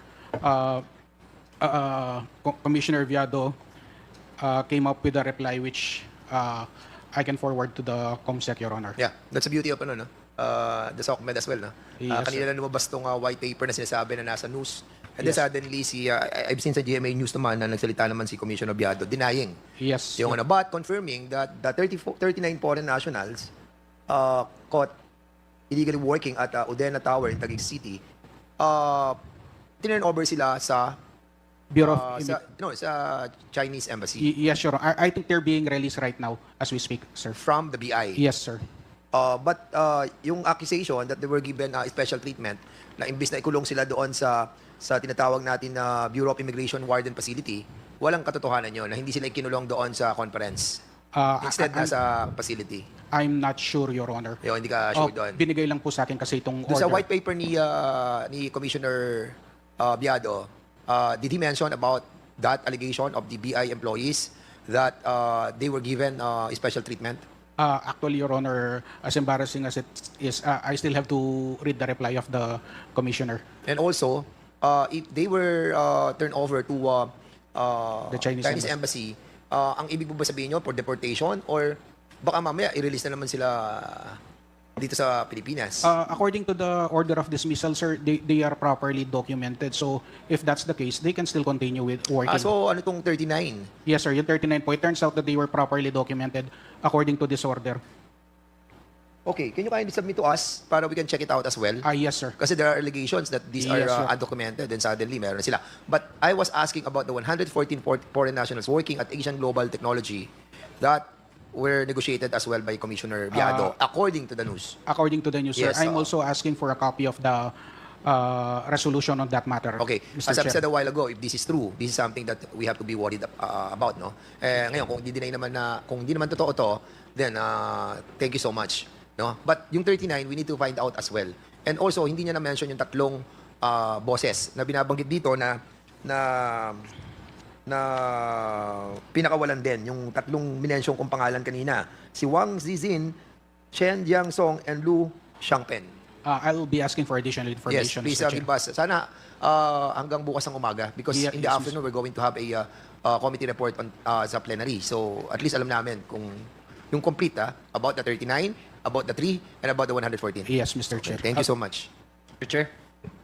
Yes, Yes, Congressman before we Adjong, proceed please. to the next topic, Mr. Chair, may I, short lang po, gusto ko lang balikan because this has been bugging me since the start of this investigation. Go ahead, Yes. Congressman Yes, Adjong. please, thank you. Jimmy Guban, Mr. Jimmy Guban. Na-mention niyo po matagal na ho ito pinag-uusapan itong kaso ninyo. In fact, nag-start po ito sa Senado. Kanina, tama po ba yung pagkarinig ko sa inyo na meron talagang umamin doon sa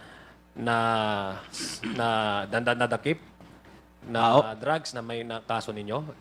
Opo, Your Honor. Meron po yun, Your Honor, at TSN sa Senate. Hindi pa ako nagkakamali. It dated September 23. Inamin na po nila na sila yung consignee, sila yung Pati po, may-ari. sila po ang may-ari. Pati po yung shipping line. Sila po na, inamin din na shipping line manager na may kausap sila doon. Wala pong binanggit tungkol po sa pangalan namin.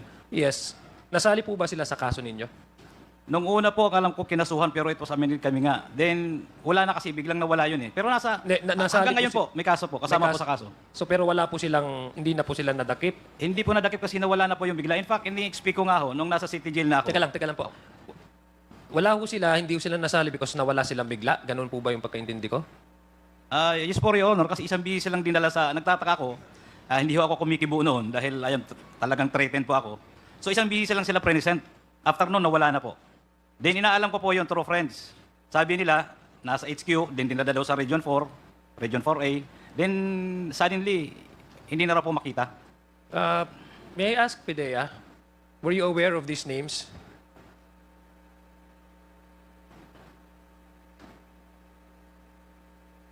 Mr. Chair, Your Honor, please allow me to check our records. Jimmy, pwede mong mention kasi na-mention mo naman po yung mga pangalan nila, no? Yes po, Your Honor. Si Mr. Barakel, si Miss Katipan, yung kalibin, at saka si Mr. Lagrimas, yung kalibin din ng Chinese na sinasabi nila na yun ang may-ari na nagpadala. Okay. But were they included in the indictment case that you filed? I'd like to know the status because according to the testimony of Mr. Guban, they're nowhere to be found. And I do not want to presume they're dead.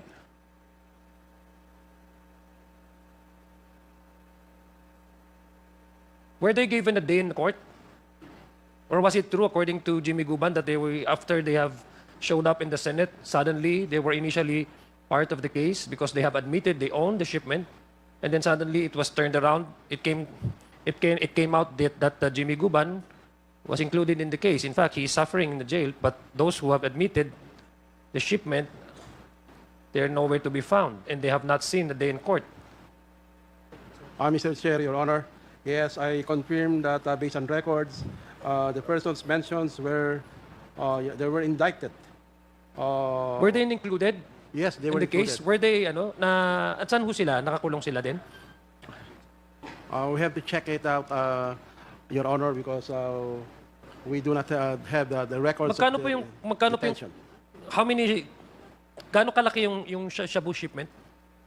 How much in I peso? think 3.2 billion. 3.2 billion worth of shabu PIDEA. I don't think that's how important this case is, diba?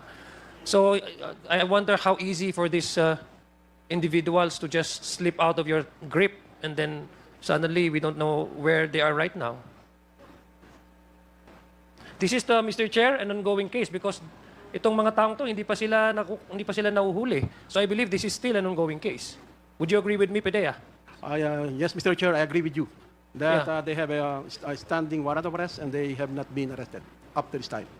Where are they now? Do you have what's the most recent information that can you give us as to their whereabouts? Your Honor, we do not have any recent information as to their whereabouts. But as to the existence of a warrant of arrest, yes, I confirm. Just so, Mr. Chair, to me, sa palagay ko po, medyo kailangan ho talaga itong tutukan pa itong kaso na to. Dahil yung umamin ng pagmamayari ng shabu shipment na ito ay biglang nawala at di na mahuli. Samantalang yung nagtrabaho para makuha itong tonelada nitong shabu na ito ay silang nakakulong. If you ask me, it's a simple example of miscarriage of justice. The ones who are supposed to be in jail are nowhere to be found. And yet, I don't know why the government is not doing enough to locate them. We're talking about how many billions of worth of shabu. That's all, Mr. Chair, my manifestation. I hope PIDEA, kasi mukhang magkukontinue pa rin itong investigation na ito. And as you agree with me, this is a developing case. So babalikan po namin yan. Thank you, Mr. Chair. Thank you, Mr. Guban. Thank you so much. Attorney Vince, nakita ko na yung document that you have submitted. Unfortunately, these are, well, talaga mga, lahat sila Chinese, no? Yes, sir. And then nagtatrabaho sila sa China Communication, Yes, sa sir. DITO. Yes, sir. Di ba?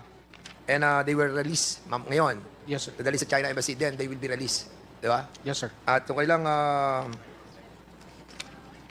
kailang visa will expire. Yung iba 2027 pa, yung iba 2026. Medyo, alam mo, medyo wala kasing paok eh. Saka sa PNP, kasama ba kayo isa ng grade dito? Hindi kasama ang dito. Kasi we have to find out kung ano yung nakita nila during the raid. Para I'm trying to call General Cruz para malaman ko yung issue about this. Pero well, I'm a bit worried about this 39 nationals, Chinese nationals, that after nung apprehension nila ng PAOK, then suddenly marerelease sila. But according sa report, nagtatrabaho sila doon sa Asian Global Technology. And we need to find out anong klase ng trabaho nitong 39 na to. Diba? At katulad ng 114, katulad na sabi ko kanina, I tend to believe you kanina eh. Pero somehow when I was reading the decision, parang medyo na, I'm trying to change my mind na something fishy on this. But at any rate, we will be talking with the PAOK para makita natin kung ano nakita nila doon sa kanilang pag-raid dito sa kasamang 39. And the 3 bosses that was earlier, ano ba yung tatlo ba? Na-release ba yun sila? Kasama ng 39 today? Or na-release na sila ng una? Sir, I was just checking their names. So far, hindi ko makita yung dalawa. Wala sila sa Hindi 39? Wala, sir. And Wala. then, sir, based dito sa facts, parang intelligence division lang po yung nag-raid. Hindi kasama yata yung PAOK. But I could be wrong, Your Honor. I'm just basing my statement on what I read in the resolution Sige, discussing that we're going case. back on this issue, no?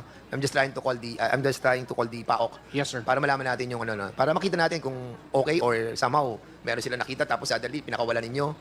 Pag ganun ang issue, talaga naglolokohan lang tayo. No? Yes, sir. Okay, sige. The Chair would like to recognize Chairman Abante for Yeah. Thank you, Mr. Chair. I now would like to ask questions to the Commission on Human Rights. Mr. Chair, since 2016, thousands of alleged EJKs have been reported, but very few have resulted in prosecution. So, we would like to ask the CHR, how many cases actually have they investigated, ilan ang na-file sa korte, at ilan po dito ang may kinalaman sa pulis o opisyal? Mr. Chair, yan po ang unang naisong itanong sa ating chairperson ng Commission on Human Rights. Thank you, Mr. Chair. Magandang hapon po. The Commission on Human Rights has investigated total of less than 4,000 cases of deaths in relation to the drug war. Wala ho sa akin yung Less exact than number. 7,000. 4,000. 4,000. Mr. Chair. That is composed of deaths in relation to police operations and also deaths with unidentified assailants. Ilan ang deaths on police operations? We will have to check. Babalikan ko po kayo, Mr. Chair, do sa numbers. This is the latest, the latest that you have now. From 2016 to 2022, Mr. Chair. Okay. So, 2022. All right. So, 4,000 lamang ang inyong nakita dito that have resulted to prosecution? These are motu proprio investigations conducted by the Commission on Human Rights. And it's not yet actually filed any case in court? Yes, Mr. Chair, hindi ho kami yung nagpa-file ng kaso sa Husgado. We refer cases to the prosecution services of the government. We are investigating these cases to determine human rights violations. Sa ngayon po, majority of these cases ay hindi pa rin tapos ang investigation because of the lack of cooperation from the Philippine National Police to share information regarding the cases. Lack of cooperation from the police? By the Philippine National Police, Your Honor. Philippine National Police. So I would like to ask the Philippine National Police concerning this. Ano yung binabanggit ng Commission on Human Rights on lack of cooperation between the Philippine National Police? Your Honor, during the previous hearings of which I was in attendance, the chairman of the Commission on Human Rights stated that indeed there are police officers or there are even police units who did not provide the necessary documents for the conduct of investigation of the Commission on Human Rights. But nonetheless, Your Honor, at the onset, after that hearing, Your Honor, the DIDM, through the directive of our Chief PNP, directed all units involved where the human rights is asking for the case folders of all these cases involving EJK to cooperate, to provide. We already have given orders on this regard, Mr. Chair. So perhaps, sir, from the Commission on Human Rights, please reach out to our units because there are about more than 6,000, 7,000 cases of this spread throughout the country. The directive is already there, Your Honor. If, Mr. Chair, if should any of our units refuse, please inform us and So we'll also it means conduct that a charge against them. in your office, more than 6,000 cases have been investigated. I'm referring, Mr. Chair, Your Honor, to the reported police operations, number of police operations Number of resulting police to death, Mr. Chair. So therefore, pinag-uusapan natin dito, yung police ang nakapatay. Yes, Mr. Chair. Okay. Now, we asked that question before, no? Because we said that if you have investigated more than 6,000 as far as the police operation is concerned, yung mga police na nakapatay, dapat hindi bang ginawa ninyo is to actually kunin na kanilang mga firearms? Yung mga police na yan na nakapatay? That's the SOP, am I right? For you to be able to get their firearms? And, Yes, Your Honor, that's the standard operating so do you also have the equal number of firearms that you have actually taken from them? My apologies, Mr. Chair. We don't have the data on that regard, Mr. Chair. If Was I will be that- allowed to secure it, Mr. Chair. Mr. Chair, I wasn't able to hear. Was that again? I don't have the data on the firearms used by the police officers in these cases, Your Honor. Is it not that it would also be your duty to report that to the Commission on Human Rights so that the Commission on Human Rights can be properly guided? Correct, Mr. Chair. That would all be part of the case folders. All the firearms used of the police officers resulting to the death of the victims, Mr. Chair, that would be included in the report. Okay. We also want to understand the challenges that the CHR faces, no, Mr. Chair. Siguro kulang pa sa budget, kulang sa mandato. That's the reason why we have filed a bill in Congress amending the Charter of the Commission on Human Rights, no? Yung cooperation ng Commission on Human Rights sa iba't ibang ahensya ng gobyerno, like PNP, like NBI o DOJ. Ang pangit naman nun, we are now in the new administration, General Bakay. Baka may mga tinatago kayo dyan. Di ba?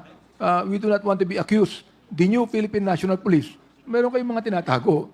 Di ba? Am I right, General Bakay? Mr. Chair, malinaw po ang kautusan ng ating bagong Chief PNP, General Nictoria, on this regard, that the PNP should be transparent in all of its investigations, especially if it involves these types of cases, Your Honor, where there are death resulting in police operations. May I ask the Commission on Human Rights, no? Have you been denied access, actually, to evidence? Have you been denied access to evidence? In relation to the investigation on the EJK cases, Mr. Chair, yes, the Commission has experienced denial on different reasons by the Philippine National Police. Access to records, police reports, and other pieces of evidence. Gusto ko lamang pong i-share na kanina po ay nagkausap po kami ni Chief PNP Torre. Dumalaw po siya sa aming tanggapan sa komisyon at doon po siya sumama sa flag raising ceremony at nagkaroon po kami ng pagkakataon na mag-usap at nagbigay po siya ng commitment na makikipagtulungan po ang Philippine National Police under his leadership sa mga investigasyong ginagawa ng komisyon. And hopefully, we could also sign the memorandum of agreement between the Commission on Human Rights and the Philippine National Police under his leadership. Okay, you see, since 2004, when I became the chairman of the Committee on Human Rights in 2004, I have filed a bill in Congress, no, to amend the charter to include prosecutory powers to the CHR. Sabihin, dapat kayo ang mag-file ng kaso. Dapat ay meron kayong mandato na i-demand ninyo sa Philippine National Police ang lahat ng mga ebidensya na nauukol dito sapagkat yan ang gawain ng Commission on Human Rights. Oo. Meron tayong Office on Human Rights sa Philippine National Police, di ba? Oo. Very nice natin. Sino po ngayon ang bagong head ng Human Rights sa Philippine National Police? Brigadier General Jerry Protasio, Mr. Chair. Sino? Brigadier General Jerry Protasio. Well, we would like the Brigadier General Protasio to please coordinate with the Commission on Human Rights concerning this, no? Na maging open tayo sa lahat ng ating pag-iimbestiga sapagkat napakatagal ng panahon di ba? Pinag-uusapan natin yung mga ALES EJKs na nangyari from 2016 to 2022 and 2025 na ngayon na 3 years na yan, no? Dapat magkaroon na tayo ng closure tungkol dito di ba? That's the reason why ngayon nagkaroon tayo ng Quadcom in 2024 at final uli natin ang bill na i-final ko dati to amend the Charter of the Commission on Human Rights at bigyan talaga natin ng ngipin ang Commission on Human Rights. At dapat naman yan ay suportahan din ng Philippine National Police at ng NBI for that matter, no? Pagkat napakahalaga po nito. Ngayon, mula noong 2016, sabi nyo, more than 4,000 na ang EJK cases na naimbestigahan ninyo, Chairperson? 4,031 cases, Mr. Chair. And according to your personal knowledge, ilan na po ang naifile sa korte ng NBI o ng DOJ o ng Philippine National Police? Hindi ho ako familiar doon sa kung ilan ang na-file ng DOJ, pero ang pagkakalam ko po ay kokonti lamang yun na-file. Kakaunti pa lamang. General Bakay, meron bang, you have more than 6,000 while the CHR has more than 4,000. So ilan na po ang na-file dito as to your knowledge? Your Honor, for the admin cases, Your Honor, we have here the yes, and all of it were investigated, I believe, by the Internal Affairs Service insofar as the administrative aspect is concerned. But as to the criminal aspect, Mr. Chair, the PNP did not file any criminal cases to that effect. I think it was other law enforcement agencies who filed cases against police officers, like in the Kian Angeles case, it was the NBI, I believe, who filed case, and now the police officers are convicted of these crimes. But the Philippine National Police, based on our records, did not file any criminal case. It's the other law enforcement agencies who filed the same, Mr. Chair. But for the admin cases... General Bakay, the IAS, to my knowledge, also has the mandate to file criminal cases, not only administrative cases. Correct, Mr. Chair. Okay. Ang tanong ko sa IAS, kayo po ba ay nakapag-file ng criminal cases on this?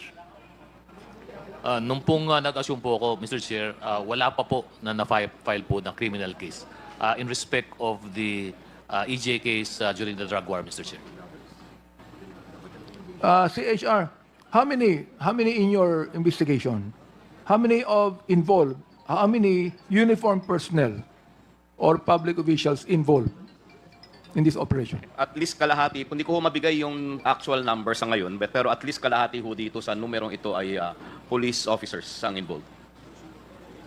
And kung matatapos po namin ang aming investigasyon, we are looking at completing the investigation within the year.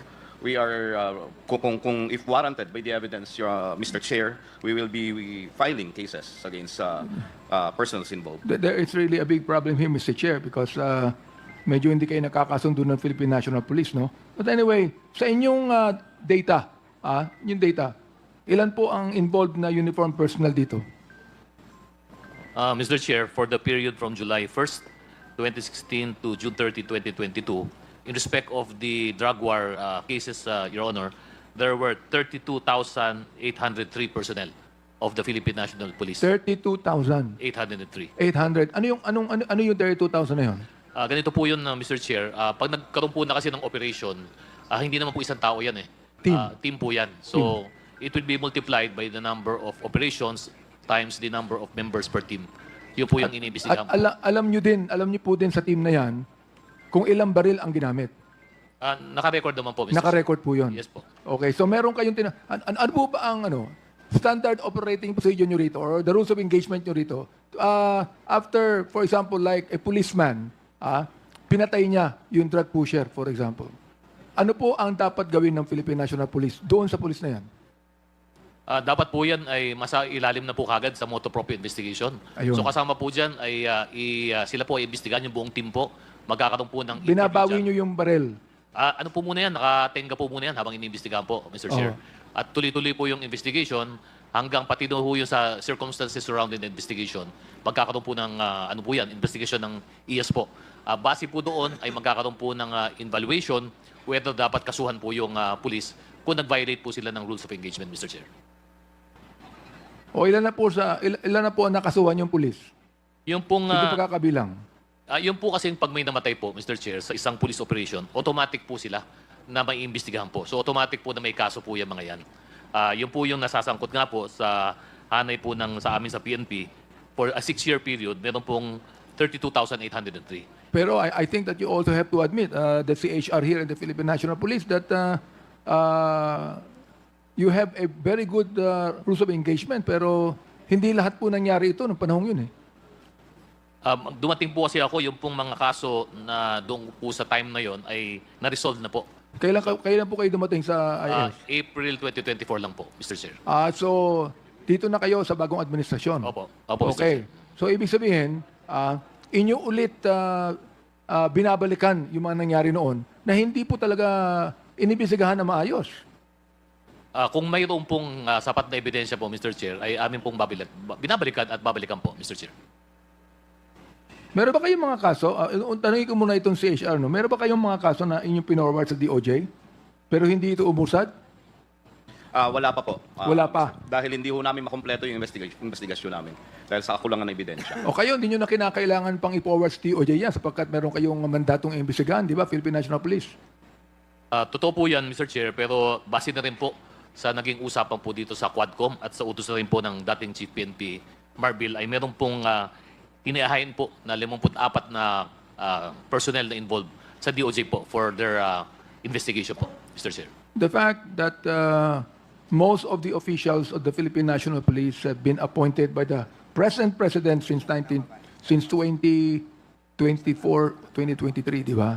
I mean, there should be a massive change as far as the procedure is concerned in the Philippine National Police. Hindi po ba? Tama po kayo, Mr. Chair. Okay.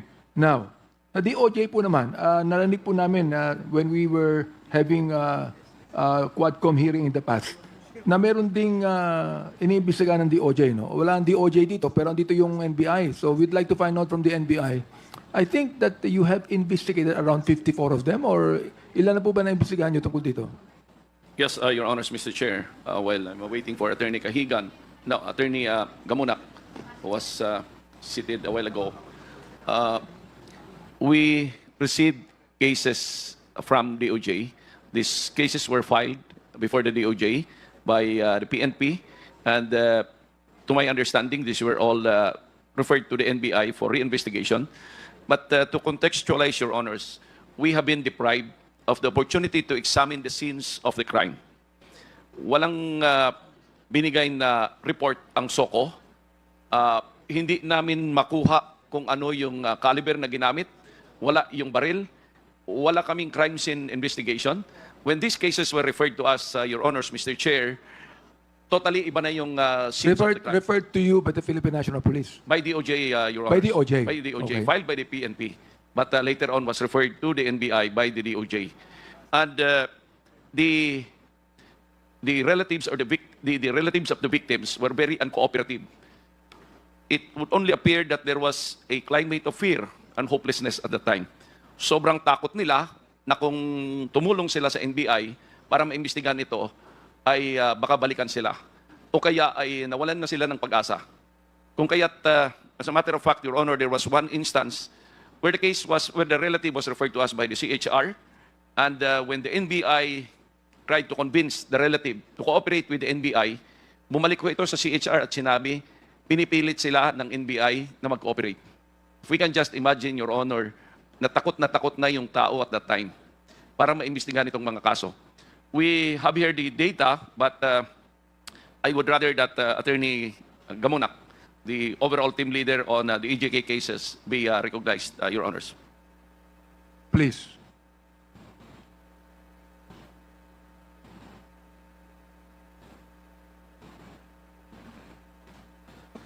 Mr. Chair, the first referral of the DOJ was 52 cases. Out of the 52 cases, 13 cases was filed. 32 cases was provisionally closed. Provisionally what? Closed? Provisionally closed po, Mr. Chair. For what reason? Ito po yung mga kaso, sir, na hindi po cooperative yung witnesses or the complainant themselves, Mr. Chair. Mr. Chair, now that we have a new administration, yung bang mga biktima ng mga relative ng mga, takot pa rin po ba sila lumabas? Your Honors, while we have been going back to the scenes of the crime, yung karamihan ho nito, wala na dun yung either yung witnesses or yung relatives. They may have relocated or the persons under investigation may have reached out to them. Baka kinausap na sila, baka inabot na sila. And we are really having a difficult time trying to resolve all of these cases referred to us by the DOJ. But for those cases na nagkaroon kami ng opportunity, na-file ho ito namin sa DOJ, na ibalik namin sa DOJ at na-file po namin. As a matter of fact, very few the cases investigated by the NBI from the very beginning, we were able to secure conviction, Your Honor. You were able to secure conviction? Yes, Your Honor. Ilan? How many? But the conviction is more of a, anong tawag doon? Hindi murder, di ba? Homicide. Yeah, but hindi ito nag-plead guilty, Your Honor. We really went to trial. Okay. CHR, what actually hinders you to go to the DOJ or NBI to further investigate and file cases? Wala naman po. We have a memorandum of agreement with the Department of Justice on case referral. So kapag nakumpleto namin ang aming investigation, we can refer cases to the Department of Justice. So for the record lang, no? Ano yung mga challenges na na-encounter ninyo rito? Kulang ba sa pondo? O kulang sa legal mandate? Kulang sa access sa ebidensya?